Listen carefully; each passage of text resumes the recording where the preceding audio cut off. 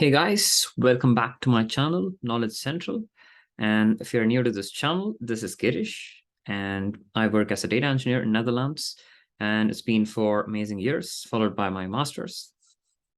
And yeah, the main motive of this channel is to create some content, mostly related to motivation, self-help, and improvement. And this playlist is specifically for short and actionable insights from the book, where we can directly start implementing in our daily life and to make it a little better. And this book, or let's say this project, is called the Longevity Project, and it's been written by multiple authors.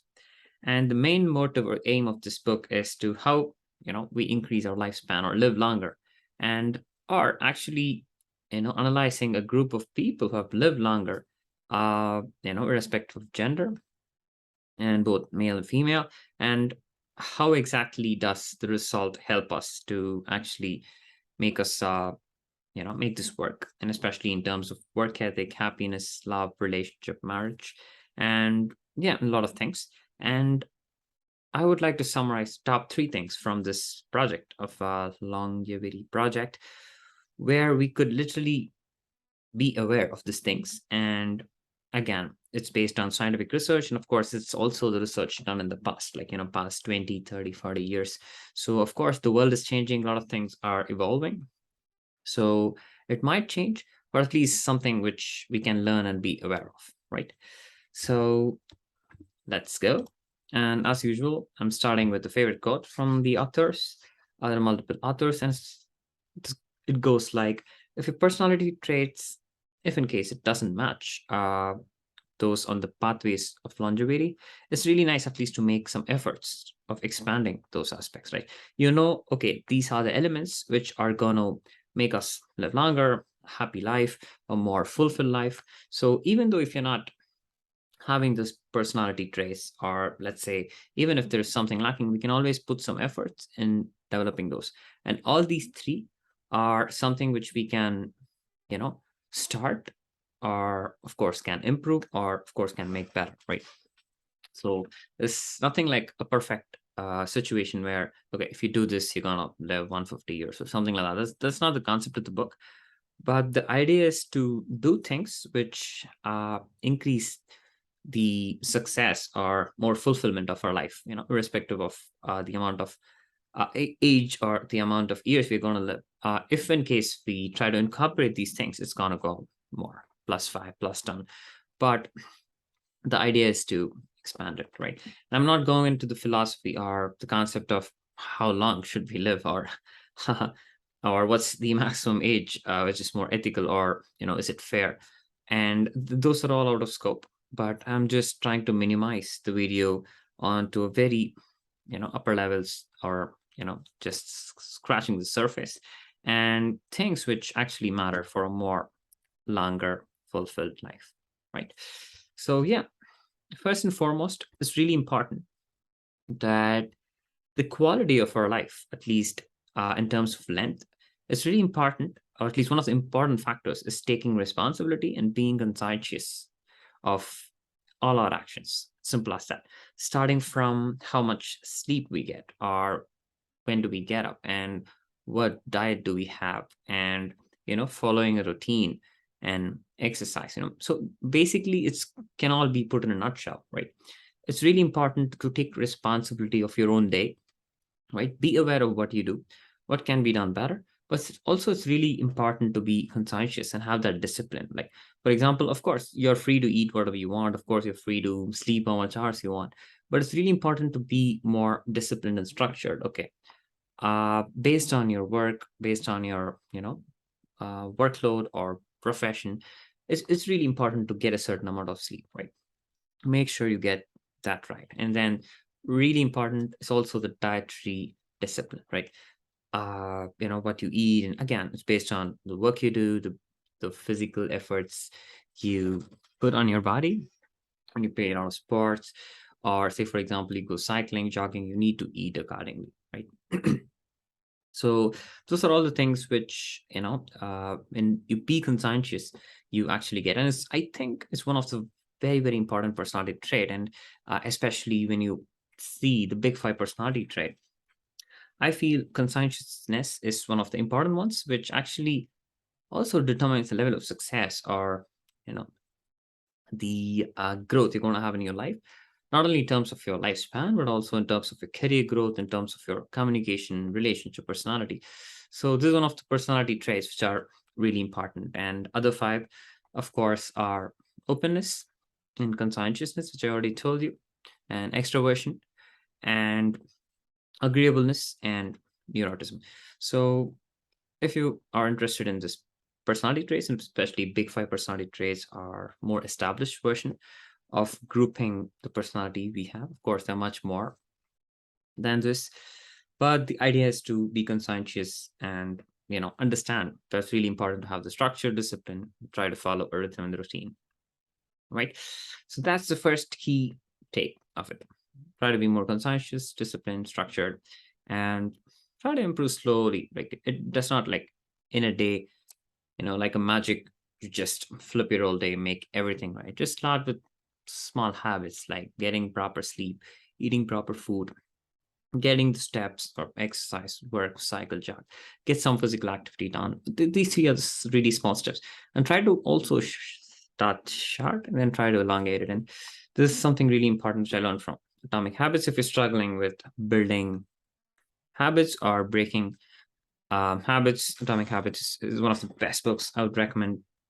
And I've already talked about it in this playlist, but I think I need to revise the way I talk about Atomic Habits. And especially, I think I need to make more parts of the same book. But yeah, that's something for the future. So, yeah, the next important lesson, keeping the flow of this project, the longevity project, is the role and importance of marriage. And it's really nice take what this book says about marriage and having someone, the love of your life or someone to live the rest of your life with.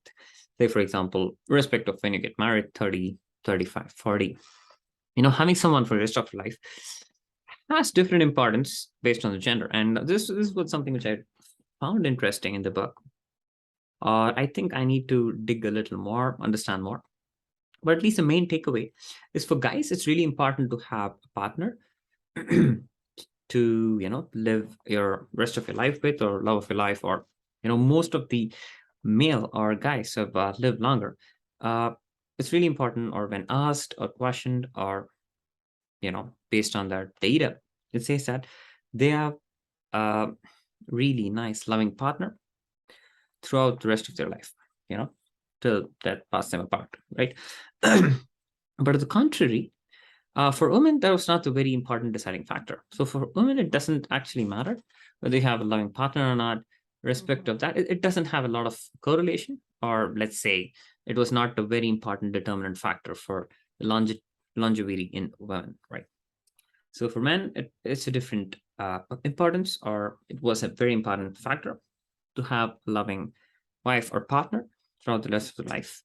So I would really recommend to understand a little more on this part. And I think I need to do a little bit of homework in this as well, especially to understand the psychology between this. But it's an interesting take. And finally, last but not the least, I personally have a very high importance of the friend circle, or the time I spend with the people around me. And I think it's really important. And the book says it's even more important than your faith. And it's also really important to have good quality friends. And I don't mean the friends Facebook or Instagram followers, or that's I wouldn't call them fake friends, but do they actually know you? I mean, if tomorrow, if you're facing some problem and if you call them, will they actually respond? Will they come? Will they be there to help you out? Or if there's a happy news, who are the people you're going to share happy news with? Will they be as happy as you to celebrate it, and will they genuinely feel happy about your happy news?